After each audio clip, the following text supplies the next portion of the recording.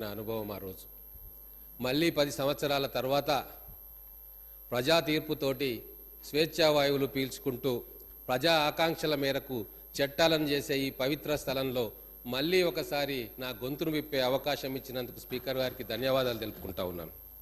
అలాగే జయ జయ హే తెలంగాణ జననీ జయ కేతనం ముక్కోటి గొంతుకలు ఒక్కటైన చేతనం అందశ్రీ గారు తెలంగాణ జాతికి ఇచ్చిన స్ఫూర్తి గీతం. కోట్లాది ఉద్యమకారుల యుద్ధ గీతం ఇది. లక్షలాది విద్యార్థుల ప్రభాత గీతం. తెలంగాణ ఉద్యమంలో పోలీసు లాఠీలు తింటూ కూడా పెదవులపైన నాట్యమాడితే ఈ గీతం ఆ దెబ్బలు కూడా పూలదండలై మనం ప్రత్యక్ష సాక్ష్యంగా చూసిన తరుణం అధ్యక్ష. అటువంటి గీతాన్ని, అటువంటి స్ఫూర్తి గీతాన్ని ఈరోజు తెలంగాణ రాష్ట్ర గీతంగా ఈరోజు తెలంగాణ ప్రజలకు మరొకసారి పరిచయం చేసిన మన గౌరవ ముఖ్యమంత్రి గారు రేవంత్ రెడ్డి గారికి, కేబినెట్ సహచరులకు, తెలంగాణ ఉద్యమకారుల తరఫున అందరికీ శతకోటి వందనాలు తెలియజేసుకుంటా ఉన్నాం. గవర్నర్ ప్రసంగం ప్రతి బడ్జెట్ ముందు ప్రతి సంవత్సరము చెప్పడం ఆనవాయితీ అధ్యక్ష. గవర్నర్ ప్రసంగంలో ప్రభుత్వం భవిష్యత్తులో తీసుకోబోయే నిర్ణయాలు, ప్రజాస్వామ్య పాలనలో ప్రజలకు పారదర్శకంగా వివరించే ప్రయత్నం గవర్నర్ ప్రసంగంలో చేస్తారు అధ్యక్ష. మాకు పాస్ట్ లేదు, గతమంతా 10 సంవత్సరాల అరాచకం, భవిష్యత్తు కోసం మాకు తీర్పిచ్చిండ్రు. ఆ భవిష్యత్తు బంగారుమయం చేయడానికి మా ప్రభుత్వం ప్రమాణ స్వీకారం చేసిన కొద్ది గంటల్లోనే ప్రజాస్వామ్య పరిపాలన ఎట్లా ఉంటుందో చేసి చూపించిన అధ్యక్ష. దానికి స్వర్గాన ఉన్న ప్రజాయుద్ధ నౌక గద్దర్ గారు, ప్రజాకవి కాళోజీ గారు, తెలంగాణ జాతిపిత ప్రొఫెసర్ జయశంకర్ గారు, ఆచార్య కొండా లక్ష్మణ్ బాపూజీ గారు, వీళ్ళందరూ కూడా పైన స్వర్గంలో నుంచి మమ్మల్ని ఆశీర్వదిస్తూ ఉన్నారు. మనం ప్రజాస్వామిక పరిపాలన అంటే ఏంది అధ్యక్ష? స్వేచ్ఛ ఉండాలి పరిపాలనలో, భావ వ్యక్తీకరణలో స్వేచ్ఛ ఉండాలి, చేసే పనిలో స్వేచ్ఛ ఉండాలి. కౌన్సిల్ ఆఫ్ మినిస్టర్స్ స్వేచ్ఛగా పరిపాలన కొనసాగించాలి, అధికారులు స్వేచ్ఛగా నిర్ణయం తీసుకోవాలి, ముఖ్యమంత్రి వారికి అధికారాలు ఇవ్వాలి. అదే కదా స్వేచ్ఛ. ఆ స్వేచ్ఛ కోసం కదా మనం కొట్లాడింది. ఆ స్వేచ్ఛ కోసం కదా తెలంగాణలో అనేక ఉద్యమాలు వచ్చినాయి. ఆ స్వేచ్ఛ కోసమో సీమాంధ్ర పరిపాలన నుంచి విముక్తం కావాలని చెప్పి మనం కోరుకుంటున్నది. మరి 10 సంవత్సరాల్లో ఆ స్వేచ్ఛ మనకు లభించిందా అంటే అది లభించలేదు. ఆ స్వేచ్ఛ ప్రగతి భవన్ గడిలో, ఫామ్ హౌస్ నీడలో బందీ అయిపోయిన విషయం తెలంగాణ ప్రజలు గమనించారు. కాబట్టి ఈరోజు అద్భుతమైన మెజార్టీతో ఒక అఖండమైన తీర్పును తెలంగాణ ప్రజలు ప్రపంచానికి ఇచ్చి చూపించారు. అధ్యక్ష, మాకు గవర్నర్ గారు ఇచ్చిన ప్రసంగం ఒక్కొక్కటి కూడా మేము తయారు చేసుకున్న ఈ మేనిఫెస్టో ప్రతిరూపం అధ్యక్ష. గౌరవ ముఖ్యమంత్రి గారి నేతృత్వంలో అనుభవజ్ఞులు, విద్యావంతులు, అపార రాజకీయ అనుభవం ఉన్న మా శ్రీధర్ బాబు గారి చైర్మన్గా మేము ఒక మేనిఫెస్టోను తయారు చేసుకున్నాం. ఆ మేనిఫెస్టో తెలంగాణలోని అన్ని వర్గాలు, అన్ని సమాజాలు కలిసి వచ్చి గాంధీ భవన్కి వచ్చి 10 సంవత్సరాల్లో మాకు కష్టాలు వచ్చినాయి, మా కష్టాలు తీర్చే ప్రభుత్వం కాంగ్రెస్ ప్రభుత్వమే, కాబట్టి ఇవన్నిటినీ కూడా మేనిఫెస్టోలో చేర్చమంటే అవన్నీ తీసుకొని కూర్పుగట్టి ఒక హారంగా మేనిఫెస్టోలో చేర్చుకున్నాం. ఆ మేనిఫెస్టోనే గవర్నర్ గారి ప్రసంగంలో తూచా తప్పకుండా ప్రభుత్వం అమలు చేస్తుందని చెప్పడం జరుగుతుంది అధ్యక్ష. ఏమున్నది అధ్యక్ష? ఈ సభలో లేరు వారి పేరు నేను ప్రస్తావించా, కానీ వారు చెప్పిన మాటలు నేను ప్రస్తావించదలుచుకున్నా. కాంగ్రెస్ పార్టీ మేనిఫెస్టో 420 అంశాలు ఉన్నాయని చెప్పి హేళనగా మాట్లాడింది అధ్యక్ష. నేను ఈ మేనిఫెస్టోని చూపుతా ఉన్నా, నేను కూడా లెక్కబెట్టిన అధ్యక్ష ఎన్ని అంశాలు ఉన్నాయి. బహుశా 220 అంశాలు ఉంటాయి. లేదు అంటే ఇంకొక 30-40 అంశాలు చాప్టర్లను కలుపుకుంటే 250 అంశాలు ఉంటాయి. మరి నాకు అర్థం కాని విషయం అధ్యక్ష, ఈ 420 సంఖ్య ఎందుకు వచ్చింది, ఎక్కడి నుంచి వచ్చింది, దానికి మూలమేంది అని చెప్పి ఒకసారి మనం ప్రశ్నించుకోవాలి. ఒకవేళ 2014లో వాళ్ళు ఇచ్చిన మేనిఫెస్టో అంశాలు, 2018లో బీఆర్ఎస్ వాళ్ళు ఇచ్చిన మేనిఫెస్టో అంశాలు అన్నీ కూడగడితే 420 అయ్యిందా ఒకసారి వాళ్ళని చూడమంటా ఉన్నా. లేదా మొత్తము ఇచ్చిన అంశాలు ఇచ్చిన మేనిఫెస్టో, ప్రజలకు ఇచ్చిన వాగ్దానాలు ప్రతి పేజీలో అబద్ధం ఉంది. ఇది 2014లో టీఆర్ఎస్ పార్టీ ఇచ్చిన మేనిఫెస్టో. వాళ్ళకి పంపుతా, వాళ్ళ సీనియర్ నాయకులను పేజీ చూసుకోమని చెప్తా ఉన్నా. గుండె మీద చేసుకొని ఆత్మసాక్షిగా చెప్పమనండి. వాళ్ళు ఇచ్చిన మేనిఫెస్టో 9 సంవత్సరాల్లో వాళ్ళు ఎన్ని అమలు చేసిర్రు, ఎన్ని అమలు చేయలేదు. ప్రతి ఒక్క పేజీలో నేను టిక్కు పెట్టినా ప్రతి ఒక్క పేజీలో ఒక అబద్ధం దాగి ఉంది, ఒక వంచన దాగి ఉంది, ఒక మోసం దాగి ఉంది. అది తెలంగాణ ప్రజలు గుర్తించరు కాబట్టి ఇక్కడున్న వాళ్ళు అక్కడికి పోయినరు, అక్కడున్న వాళ్ళం ఇక్కడికి వచ్చిన అధ్యక్ష. ఇది వాళ్ళు గుర్తించాలని చెప్పి నేను కోరుకుంటా ఉన్నా.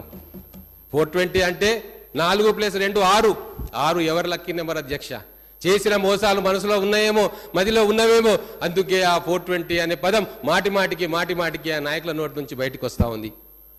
హుందాగా ఉండాల్సిన అవసరం వచ్చింది. ఒక జాతీయ పార్టీ మేనిఫెస్టో ఇచ్చింది. ప్రజల ఆకాంక్షల మేరకు ప్రజాస్వామ్య పద్ధతిలో పాలన చేస్తామంటే మేనిఫెస్టోలో అంశాలను ప్రస్తావించాలి తప్ప 420 అంశాలు చెప్పి ప్రజలకు చెప్తే నవ్వుకుంటున్నారు అధ్యక్ష. ప్రజలు ఓటమి నుంచి ఇంకా వీళ్ళకు బయటికి రాలేదు. వీళ్ళ మానసిక స్థితి ఏంది అని చెప్పి ప్రజలు ఈరోజు ప్రశ్నిస్తున్నారు అధ్యక్ష. అలాగే టీవీ ఇంటర్వ్యూలలో చూస్తూ ఉన్నాం. ఇవన్నీ చెప్పాల్సిన అవసరం ఉంది కాబట్టి చెప్తా ఉన్నాం. ప్రగతి భవన్లో ఎందుకుంటున్నారు కేసీఆర్ సెక్రటేరియట్కి ఎందుకు రావట్లేదు అంటే ఆ రోజు ఇచ్చిన సమాధానం ఏంది అధ్యక్ష? బీఆర్ఎస్ నాయకులు ఎక్కడుంటే ఏంది, అధికారులు పనిచేస్తున్నారా లేదా, మేము ఎక్కడుంటే ఏంది, ఫైళ్లు మా దగ్గరికే వస్తాయి, సంతకాలు పెడతామని చెప్పి ఆ రోజు చెప్పిండ్రు. కానీ ప్రజాస్వామ్య పరిపాలన ఎక్కడి నుంచి జరగాలి అధ్యక్ష? ఫామ్ హౌస్ నీడలో, ప్రగతి భవన్ నీడలో కాదు, సెక్రటేరియట్లో జరగాలి. ఈరోజు ముఖ్యమంత్రి గారు, గౌరవ ముఖ్యమంత్రి గారు, గౌరవ మంత్రివర్యులు సెక్రటేరియట్లో కూర్చొని పరిపాలన చేస్తూ ఉన్నారు. విజిటింగ్ అవర్స్ లో అసంఖ్యాక ప్రజానీకం సంబరంతో జాతరలాగా ఈరోజు సెక్రటేరియట్కు వెళ్ళి అధికారులకు దరఖాస్తులు ఇస్తా ఉన్నారు, మంత్రులను కలుస్తా ఉన్నారు, వీలైతే ముఖ్యమంత్రి గారిని కూడా కలుస్తున్నారు. ఇదే కదా ప్రజాస్వామ్యం అని నేను అడుగుతా ఉన్నా అధ్యక్ష. ఈ ప్రజాస్వామ్యం కోసమే ఓటర్లు మాకు అనుకూలంగా తీర్పు ఇచ్చింది కదా అధ్యక్ష. అందుకే ఈరోజు తెలంగాణ ఎడ్డి తెలంగాణ, గుడ్డి తెలంగాణ కాదు, కర్రు గాల్చి వాత పెట్టే నైపుణ్యం గల తెలంగాణ. కాబట్టి ఈరోజు మళ్ళీ అధికారంలోకి నమ్మిన కాంగ్రెస్ పార్టీ, తెలంగాణ ఇచ్చిన కాంగ్రెస్ పార్టీ ఈరోజు అధికారంలోకి వచ్చిన విషయాన్ని మీరెవరు కూడా మరవద్దని చెప్పి నేను కోరుకుంటా ఉన్నా. మొదటి పేజీని చూడనట్టుంది. మొదటి పేజీలో చాప్టర్ 1లో మేమేమన్నాం? అవినీతి, కరప్షన్ అంతు తేలుస్తామన్నాం, కమిషన్ వేస్తా అన్నాం, చట్టబద్ధంగా అవినీతి ఎంతటి వాళ్ళు చేసినా అది బయటికి తీస్తామని చెప్పినాం. అది మాత్రం చక్కగా మర్చిపోయారు. కానీ మిగతా 420 అంటూ లెక్కలు కట్టి తెలంగాణ ప్రజలను మైమరిచే ప్రయత్నం చేస్తూ ఉన్నారు.